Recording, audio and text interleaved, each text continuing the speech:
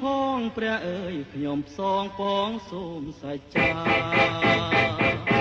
នឹកឃើញជានិច្ចមិនបំភ្លេចឡើយស្នេហាយ៉ាងណាក៏ខំរាំងស្វារុំ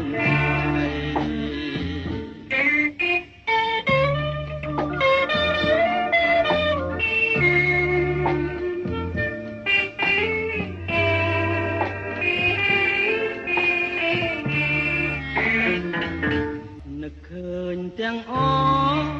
ស្រណោគ្រាបានតន់ឡ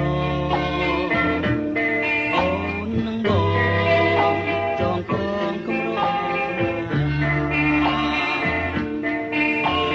ថ្មីពេលស្រីគេកាយហើយវិចារប្រាប់ថាអូ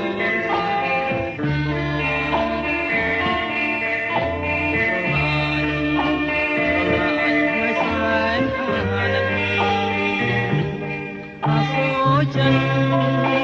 អាសូជឿនលូនឡនឹងថាមិនអើយមកជួយចាំផងព្រះអើយខ្ញុំផ្សងពងសូមសច្ចានឹកឃើញជានិច្ច